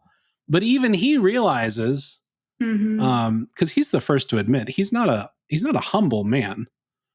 Like he loves his opinions a lot, and he's the first to share it, which actually makes him kind of humble. Um, Yeah. but to admit that no, even his thinking needs to be purified over and over and Mhm. over is a really good reminder to us that we need to do the same thing. If we think we understand a principle, we need to make sure we're understanding it correctly. Mhm. Um, Yeah. and so that's where I think something like the conversation today is so important because there are some things like this that are so cut and dry. We don't Mhm. need to really go over and over and over what a non-combatant Mhm. is to know that they Mhm. shouldn't be targeted. Yeah. Um, are they pointing a gun at you or not? That's Mhm. like kind of there's some visceral Right. things Right. that we can kind of understand. But I do want to talk a little bit about the principle of double effect, just for those who aren't familiar with it, Mhm. because I think that's important because I think there's a creeping pacifism in the world, but even in the church as well, that I think on the one hand, you have these uber hyper nationalistic, patriotic Americans that are like, well, dropping the bomb's perfectly fine because the damn 'Cause Japanese we did deserved it. it. Yeah. And because we did it. Yeah, right. Like Mhm. it's Yeah. don't question. Yeah. But then on the other hand, it's like, okay, well, yeah, violence is terrible in all circumstances. So Mhm. we should all just be pacifists. Mhm. And nowhere in the history of the church does the church ever propose pacifism as a principle to be followed. Mhm. Um, Jesus says, blessed are the peacemakers. But like Peter Krafthoven says, that means we need to be warriors against war. I mean, sometimes it means fighting. It Mhm. doesn't mean that we should relish in it. It doesn't mean that we should enjoy it. It doesn't mean that we should Mhm. even want it as the first option. Mhm. But for example, there is no way to combat Nazism by 1939 than to fight against Hitler with Mhm. weapons. Mhm. It was very clear that he was not going to stop until he took Mhm. over everything he wanted to take over and kill countless people. That Mhm. sort of aggression needs to be stopped with at least equal aggression, if not more. Mhm. Um, but I think we can look at that on an individual level as well as a societal level. So anyway, Mhm. what For is the sure. principle of double effect? I know we've mentioned it a couple of times. Yeah, so in short, this is my students' favorite and least favorite topic because they're just like, "What is going on?" So the principle of double effect is typically only used when there is a question of whether or not we can proceed with a certain action. When there's one action that's being done and there's two effects, this is where we get the double effect idea. One of the effects is good and one of the effects is bad, and we're trying to understand whether or not we can proceed. So it's a four-step process. And if at any point in these four steps we find that the action that is being proposed violates, you just stop and you say, it's unethical, we can't proceed. So it's not something where it's like, well, if you add up a certain number and if you have like this many, then maybe it can justify it. It's that if any of these steps are violated, the action is unethical and we cannot do it. So, really quickly, and maybe at some point in the future, we can kind of break it down more. But the first step is that the action itself has to be morally good or at the very least neutral. So if it's inherently wrong, then you can't proceed. So if it's like go murder somebody, you just can't do that. So you would just stop at number one. The second point is that the agent, so the person doing the action, has to directly intend the good effect and only tolerate the bad effect. So it has to do with intention. So if the reason that the action is being done is to get the bad effect, then we should not be doing it. So we have to be intentionally trying to get to the good effect and only tolerating the bad effect. The third step is that the good and the bad effects have to be proportionate. So ideally, the good effect is greater than the bad effect, but at the very least, they have to be equal. And then the fourth step is that you cannot use the bad effect to get to the good effect. So if the bad effect happens first and the good effect happens as a direct result of the bad effect, it's unethical. They have to occur So simultaneously. correct. Yes. So actual timeline really Mm. matters. And some people get very tripped up on that, but it actually matters when in time they occur. So this is used for a ton of things. It's used to think through, military decision making. It's used all the time in medical ethics. So in my work in bioethics, we use this constantly. So for example, if someone is pregnant and they have cancer in their uterus, can you remove the uterus even with the knowledge that the baby that they're pregnant with may die? The principle of double effect would say yes, that would actually be ethical because the action of removing uterus is neutral. The intention is good. We're trying to save the mother's life. We're only tolerating the potential side effect of the baby dying. The effects are proportionate, and we're not using the death of the baby to get to the life of the mother being saved. We're using the surgery to get to that good effect. So we use this all the time in ethics. So in particular for this discussion, some people would say, again, Elizabeth Anscombe would say that the dropping of the atomic bomb violated number one, that it was inherently wrong. But, I think even if you go, number two, it's clear. It upholds number two, that we were directly intending the good effect and only tolerating the bad effect of all the Japanese lives lost. Number three, people debate this. I think you made a great point that it would violate the proportionality aspect. But even if you grant that the dropping of the bomb passed all three steps, it would violate step number four, where you're using the bad effect to get to the good effect, and therefore it can never be ethically justified. Mm. So I think that it's really helpful in being able to determine what the right course of action is, and to be able to have a middle ground between this kind of hyper-nationalism and this pacifism. And that as Catholics, there are certain courses of action that are ethical in warfare and in interpersonal relationships. There are things that are worth standing up for. There are things that are worth fighting against. There are things that are worth defending. And sometimes that might mean that violence as a proportionate response is necessary. We can say that while bearing in mind that peace is the objective, right? That it is the ideal situation that we live in peace. That's the state of heaven. There's no war in heaven. And I think sometimes we forget that we're made totally for peace, and that we're not made to be pitted against one another. We're not made to be Mm. prepared at any moment to go to war. But it is prudent and it is appropriate as a country and as a society to be prepared to respond to aggressors. And that doesn't mean that we're promoting violence or anything like that. St. Augustine says that the only just reason to go to war is to promote peace. And I would say that that's a great way to look at it, that peace Mm. and goodness and unity can be the ultimate goal. But it doesn't mean that we just take things lying down. And it doesn't mean that there aren't things that are worth responding to and defending and standing up against. Well, and this can result in absolute tragedies, even if it's a acceptable moral action. Mm-hmm, mm-hmm, Like the example of the uterus being removed and the baby, like we know the baby will die in most cases, mm-hmm, right? mm-hmm, That's tragic. But mm-hmm, at the same time, we can understand morally how it is acceptable, mm-hmm. um, while not obviously desirable. Right. Yeah, And we're it's not the same promoting sort of that thing. at all. No, and it's the same thing. I use the example of self defense in a Mm-hmm, home as an mm-hmm, easy example, and I do this with my students, and they intuitively just get it. mm-hmm, Because I talk about this when I talk about the bomb is proportionality to an extent, and also double effect, where like I say, okay, somebody breaks into your house in the middle of the night, and you want to defend innocent human life. Well, that's the good that you're mm-hmm, seeking, right? If you defend yourself, this other person might die. That's the bad effect that you're tolerating. Now, immediately, if you wake up and you say, finally, I've been waiting for this day my whole life, time to go and kill mm-hmm. somebody. Well, okay, that's murder. Yeah. So, like you said, they can stop at number one, you're a murderer. Mm-hmm. Uh, Yeah. don't do that. Um, but normal individuals that aren't psychopathic Mm-hmm. would say, I want to defend innocent human life. I'm in fear of my life. I'm going to defend myself. Well, I Mm-hmm. asked them, well, if it's in the middle of the night and it's dark and you don't know what kind of weapon that they have, are you justified in using a baseball bat to defend yourself? And they all go, well, it's probably not the best option, but yeah. I'm like, yeah, okay. What about if you used a pistol?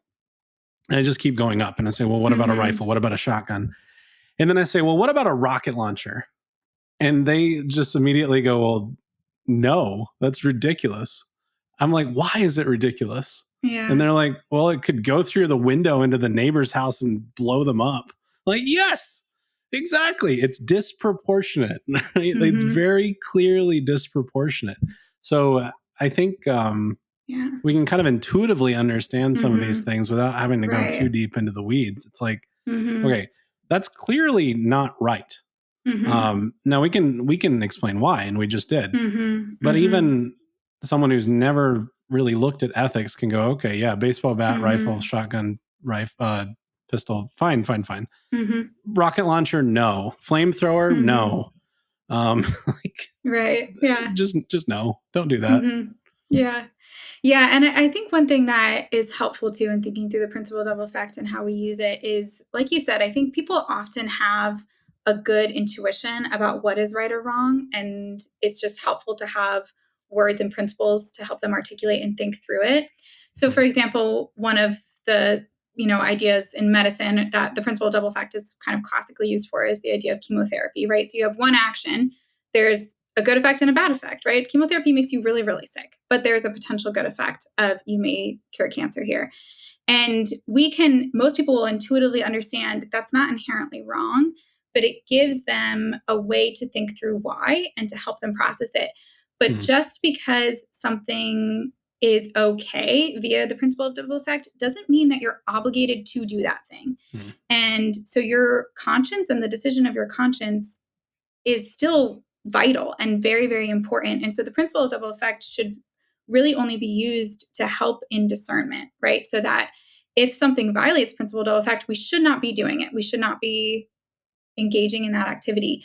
But just because something passes the principle of double effect also doesn't mean you're obligated to then do that action. So this is Mhm. the Saint Gianna example, right? Yeah. That she could have, via the principle of double effect, gotten treatment for her cancer and the baby she was pregnant with may have died. That could have been a justified action. And she still, based on the decision of her conscience, chose not to do that. So just to know that it's not morally binding if an action passes it, Mhm. you don't have to do it. And I think some people get kind of tripped up on that. Yeah, it's not a matter of admitting something, it's a matter of denying it. Mm-hmm. Um, Yeah, exactly. much like a couple of different instances in the Oppenheimer movie. Yeah. Yeah. Anyway, Yeah. Yeah. we're not Yeah. going to get into that. We don't. No spoilers. Although I will say, I was with a bunch of friends at the movie, and I was just thinking the whole time. I'm like, man, this is the first movie where I know all of the spoilers. Like, this is kind of weird. Oh, So it's yeah. like because a Yeah. couple of my friends had 'Cause no idea what was coming, what is it and they were about? like, Yeah. "What's this about? I don't even know who Oppenheimer is." Well, it's Oppenheimer. But That's anyway, so wild to walk into it not knowing. but I not only did I know what was coming, but like I've lectured on it, so like I know Mhm. pretty detailed what's happening. Yeah. Like Klaus Fuchs shows up, and I lean over to my friend, and I'm like, "Ugh, Soviet turncoat," and she's like, "Spoiler alert!" I'm like, Yeah. "Oh, She's like, "Thanks sorry." for I that." mean, it happened like 70 something years ago, but whatever. Yeah, that's on your history teacher at that point, so Anyway, it yeah, was it's a good movie. it's so good. There's a couple of sex scenes in it, a little bit of nudity. I've seen Mhm. some people online that are saying you should absolutely not go and see it because it's evil and you shouldn't sin by even viewing these things. So we've already been going for about an hour and a half or so, but I feel like it's worth touching on because I guarantee you, if somebody's listening to us, they're probably thinking, how can they think this is okay, especially if they've read Mm. certain things online. So, Mhm. um, what do you think? Yeah, I think, well, I have a lot of thoughts on the idea of, as Catholics, can we consume or engage with content that is explicit in some way, whether it's, nudity, sexuality, whether it's language, whether it's violence, whatever. Mm, Um, I think there's a practical view of it, which is a lot of those things you just cannot avoid, right? It's impossible to live our lives avoiding the consumption of things that are immoral. You cannot walk around a mall, you cannot watch your television, you cannot be on the internet without being exposed to those things. So it's a very impractical idea that we have even the capacity to avoid these things. But in regards to the intentional viewing of that, I think that knowing that there's sin in the world and that human beings are fallen and that human beings are extremely complex is not a bad thing. And it's it's okay to consume content that has explicit scenes in it, as long as your reason for consuming that content isn't to engage with that explicit scene, right? If the reason that you're going to see the Oppenheimer movie is for the two sex scenes, then yeah, maybe don't see the movie. But if that's just part of this greater story, that's, I think, emblematic of what it means to be human, right? That like sin and mistakes are part of the greater story of what it means to be human. It's part of the greater story of redemption. And as long as there's clarity of thought and understanding in regards to that, that we're able to say, yeah, that's wrong. We know that that's wrong. We know it's wrong to cheat on your spouse. Then there's a freedom in consuming that content, and we don't need to freak out about it. It kind of reminds me a little bit of when the Screw Tape Letters was being written and C.S. Lewis was kind of running it by Tolkien, and Tolkien was like, don't mess with this. Like you can't write this explicitly about evil. And then C.S. Lewis just ends up dedicating it to him. And because his point was this exists, right? Like we can't hide from this. And it seems almost foolish to pretend that we don't live in a world where evil exists. And so we might as well have a view to it of, yeah, there's redemption and there are also consequences to bad action. And I would definitely say don't bring a 10-year-old to see Oppenheimer, right? That there's just an It's area of just be rated R for a prudent. reason. Yeah, like For don't adults. yeah, adults are capable of handling that, I think. And if you're not, then know yourself, right? Self-knowledge is important. And so, if you're listening to this and you're like, gosh, yeah, I can't, it sounds great, but I don't think I could personally right now in this season of my life, I don't think I could consume that. That's great self-knowledge, right? That's your own conscience acting. And so follow that. But I don't think that avoiding any type of media, whether it's social media, whether it's movies, whether it's books, simply because there's evil in it is a prudent decision. And I also don't think it's a Catholic one. I think the wonderful, beautiful thing about the Catholic Church is that it's nitty gritty and we're able to take certain examples or views of sin or mistakes and say, thank goodness there's redemption here. And thank goodness, we have a way to understand, yeah, there's consequences to my human action, but there's also mercy and redemption. So that's kind of my take on it. What do you think about it? Yeah, I mean, I think there's some merit to the arguments that it's unnecessary in most cases, almost every case. So there's that. I think that even simulated sexual acts between actors who are sort of exposing this to the world and are not married, and even if they are married, they shouldn't be doing it in front of a camera. Knowing that, like, the actors, by and large, are not actually having sex. They might not even be fully nude, like in front of each other. Yeah, they're generally like there's not. ways, Yeah. there's camera tricks like this. It seems like in Oppenheimer they are, but at the same time, at least there's some frontal nudity of the woman and these sorts of things. But like, is that in itself evil and to be shunned? Like, obviously there's modesty and we should be modest. So like, I love giving this principle of like, no, this is actually wrong. It shouldn't be in the movie. Like, I don't want it in the movie. It shouldn't be in the movie. It's unnecessary. Does it actually help anything or further the plot? No. Is it sinful for these actors to do that? Yeah, I think so. I mean, they're pretending, but at some point when you take all your clothes off, you're not really pretending anymore. You're actually just standing nude in front of that other actor, the director, the cameraman, and a whole host of other people, which is not modest. It is wrong. I wouldn't want that for anyone. So I think we can acknowledge that. But I think to have a rigorous view where you say, well, because of that, it will cause everyone to watch it to sin.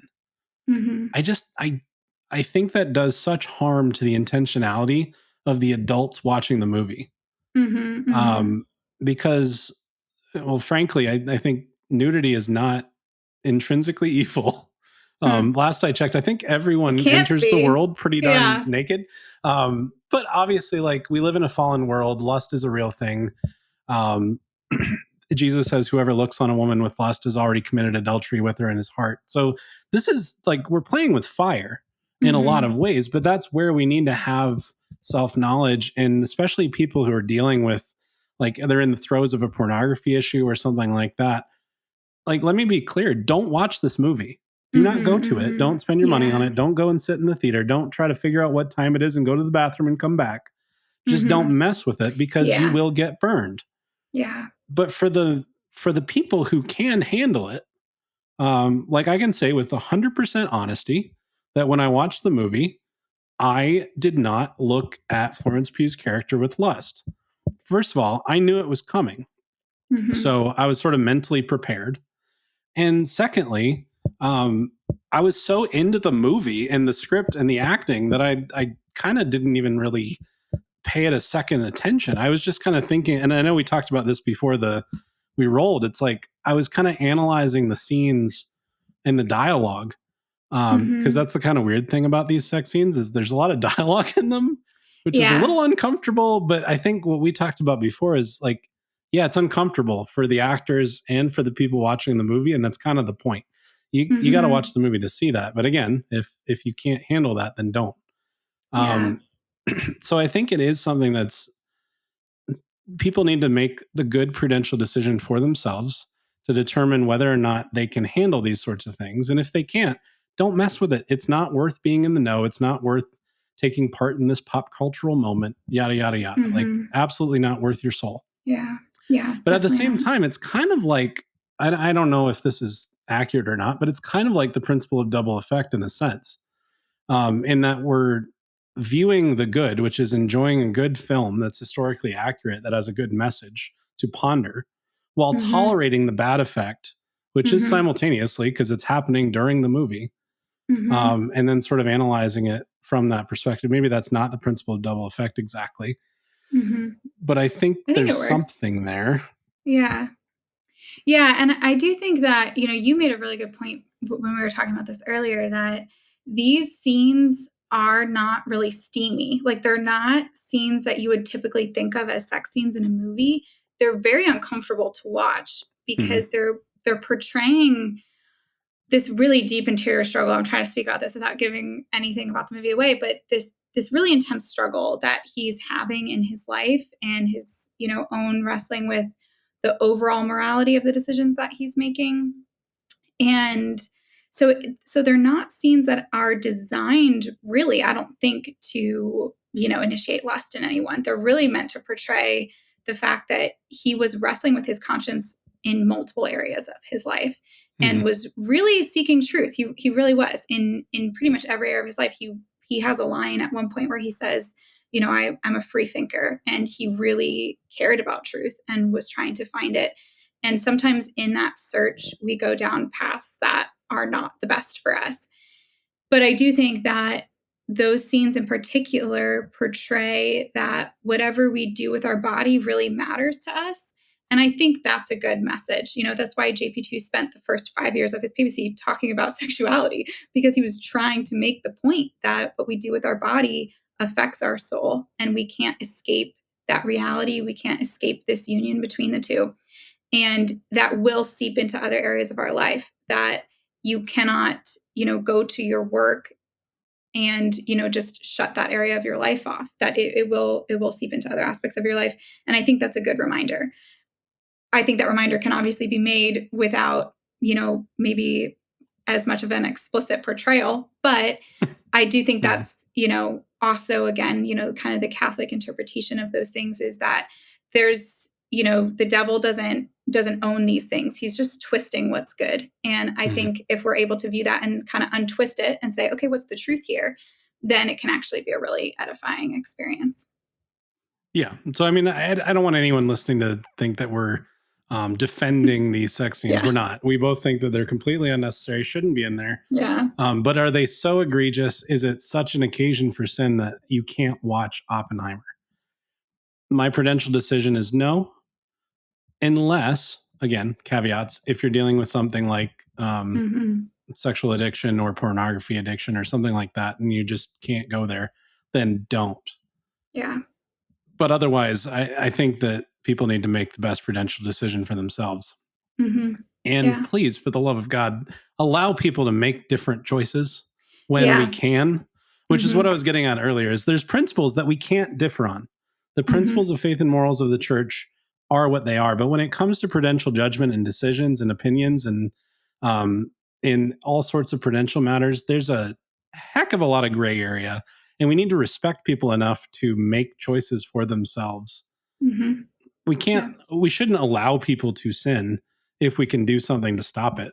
Like if somebody comes to us for advice and they're like, should I do this thing?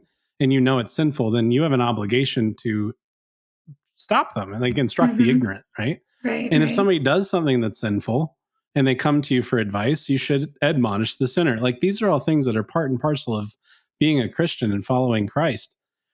But we also need to remember that we live in a fallen world. And sometimes that means, like you said, the devil isn't trying, the devil can't create anything.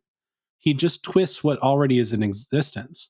That's why I love theology of the body so much, because it reminds us that we are body and soul and that our bodies aren't evil. Our bodies aren't bad.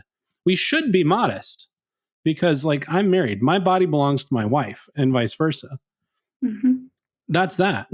So, and for someone who is not married, like their body belongs to them and no one else. So, like, there's a real understanding that having bodily autonomy and having modesty and virtue of chastity and all these things, these aren't just sort of pie in the sky things that we should aim towards. These are tangible things that we must seek to pursue. This is one of the big things in the controversy of Humanae Vitae, which I'm not trying to open this can of worms here. However, we're already Buckle up going for too another long. 2 hours. We could, but my main point is that a lot of the progressive arguments against Humanae Vitae were that, well, this is a nice theory. This is a nice, something to aim for, but it's not really something that we could ever actually get. Well, that's a lie. That's from the pits of hell. Like, no, Jesus says, be perfect as your heavenly Father is perfect. What he doesn't mean is on your own power. So we need grace, and we shouldn't expect to be perfect now. But that aiming for the highest good, the telos of like aiming for God, needs to be there all the time. Yep. And so we shouldn't tolerate evil unless there is a very clear principle of double effect thing going on, which is kind of what we've been talking about. But when there's clear evil, manifest evil, no, we should reject it and we should say absolutely not, because it's not merely some sort of goal to work towards to be good, to be perfect. Right. Right. Yeah. A man's reach should exceed his grasp for what's a heaven for. Who said that? You know, as I was saying it, I was worried you were going to ask me that. I believe it was Mother Teresa who said, okay. Yeah. Well, if it's not Hitler. Mother Teresa, it's G.K. Chesterton. I think it's G.K. Chesterton. Anyway, yeah, no, I think it's a good point. That we have to trust that other people are following their consciences, and their conscience is not mine to make a decision about, right? And so, we have to have trust in each other and not be scrutinizing the decisions of other people or questioning it. And in times where it's important to speak up, we speak up, and we don't hide from that.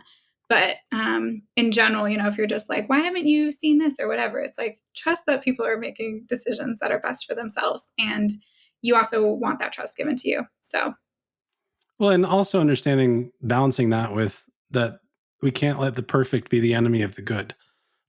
That there was I was talking about this with some friends, not about Oppenheimer, but about another movie that's coming out, and this idea of, well, there's going to be sex scenes in it, so we shouldn't go see it. And they brought up what they called the principle of the integral good, which came from a book by Father Ripperger by way of St. Thomas Aquinas, which basically the point that this person was making was, well, if it's not perfect, if it's not integrally integrally good, then it's not good.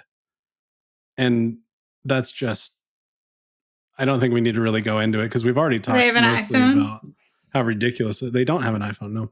Oh, well, consistency at Pretty least. consistent, pretty consistent. It's But good. no, it's just, it seems like we can get so into these rigorous positions Mhm. that we lose sight of the point. We lose sight of holiness and growth and virtue, um, and a lot of other things, which, speaking of which, will point people back to episode 5 on radical traditionalism and point people towards next week's episode on growth and virtue. Woo! So we actually do have a Gonna be great. plan of sorts when we make these things. At Sometimes. least sometimes we allow the Holy Spirit a lot of room to operate. Yeah. But He's I moving. think we've droned on enough today. Yeah. Oh, speaking of drones, do we want to talk about drones in warfare? No, I'm just kidding. We're not going there. Another day. I think actually, Spying. if I remember right, we do plan on talking about just war theory more substantially Mhm. We closer do. to Veterans Day. Yes, yeah, and wartime So ethics and we'll talk about that. We'll talk about wartime ethics. We'll talk about drones. We'll talk about all kinds of spicy stuff. So it's going to potentially be have fun special great. guests on. It's gonna be awesome. Yes. So definitely subscribe at gooddistinctions.com. Also on Instagram and YouTube and Facebook. And if you feel like these episodes and everything else that we put out are beneficial to you, if you think this is something that you'd like to support, you can provide financial support to us on Substack at gooddistinctions.com. We're also formulating some ideas about what that would offer you in addition to just being a good human being, Which helping we us love. out, which we Big love. support of that. But we're kind of formulating that. So be on the lookout. But again, in order to figure out what these things might be, go and subscribe for free at gooddistinctions.com. And we'll be sending out some more stuff in the coming days. Yeah, we appreciate it. Absolutely. Well, thank you, Teresa, for a great conversation on atomic warfare, Oppenheimer, movies, the Catholic view of principles of morality and faith, and prudential judgment. I mean, we covered a lot of ground today. Yeah, we really went all in there. Yeah. This is a great Excellent. So time. always more to talk about. I could talk to you for hours. So It's the we will best. cut it short. I'm Will Wright. I'm Teresa Morris, and good distinctions are The spice of life. We'll see you next week. bye.